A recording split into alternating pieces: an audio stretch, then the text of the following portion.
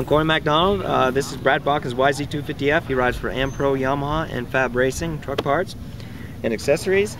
I'm gonna start off going with the motor. The motor is done by moto experts. He's every gear, every bolt, and everything inside this motor has been tumbled and polished, including the timing chain. The cams have been degreed. Also, the head's been poured and polished, and including the carburetor. Carburetor's also been ported. So everything's got a nice, good, clean, smooth flow, and it makes it really put out a lot of horsepower, and it's awesome. Also, we run a Recluse manual system. Clutch plates last forever. The oil flow is amazing through these things. And then, as you see, the bike is polished. All that's done by me with a mother's and a rag. So it takes a good while. We also run an Enduro engineering shark fin, a really tough shark fin. You know, you don't want to bend no rotors middle of the race. It causes a lot of problems. Your brakes will go out, and also make your everything just get a little too hot. And Unibiker, he's another really good guy. Brian Bennett, best radiator braces I've ever had. I mean, you can run into anything with them.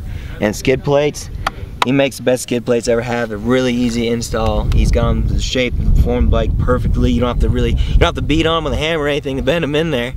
And this is custom for me.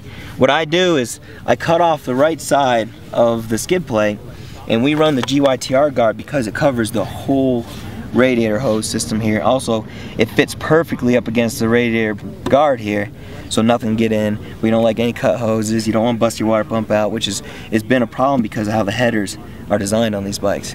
As you see, the old headers used to wrap around, and it worked as like a guard. We run FMF. We've been with them for years. Really awesome. We run the 4.1 factory series. The header's titanium, so is the silencer and everything else. Just give it, you know, a little bit lightweight. Protaper Bars. A lot of riders, they prefer the Carmichaels, but Brad, he runs the Universal Low. They don't really make a lot of them because they're not a popular bar. Because if you see, they look like they're almost bent down. A lot of people think that he rolls them back, but that's perfectly level. And Brad Bakken prefers the Poison Flex grip. He had a wrist injury a few years ago, and he says this right here helps him just absorb all the pain. And also, I'll do this real quick for you guys so you can see this. We run precision flex mounts. A lot of people don't see these. You see these more on folders and you see motorcycles, which is really nice. Between the precision flex mount and like flex bars, you can run your own personal bars. And they fit any triple clamp you need them to fit in. We run the Ride Engineering triple clamps. They are 20mm offset. Our GNC riders, they prefer stock at 22. Go with tires, Kenda, huge Enduro sponsor. AmPro rotors, you will never see these.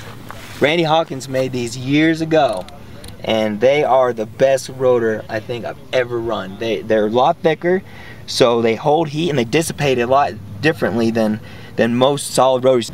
This is the DP oversized rotor system. They're not yet available to the general public. They're working on it right now. We've been kind of their guinea pigs throughout the year. We have never had a single problem. We haven't bent one. You see, they're a floater rotor. And most floater rotors after a series of races will actually really wear out and they'll shake. This one right here is actually really stout. This is the same rotor we've run since the very first Enduro. And billet aluminum carrier. It's a 270, really nice setup. I love how it's a full solid rotor coming around. It has really good air pockets here for the heat to dissipate. Also, we run a CB4 high pressure cap, and inside these radiators we run Evans coolant. It has a way higher boiling point. So in like mud races, your bike will not get extremely hot and cause something to seize or any big issues like that. I also like to thank Britt Stuck MX Graphics. He's always making these bikes look super sick.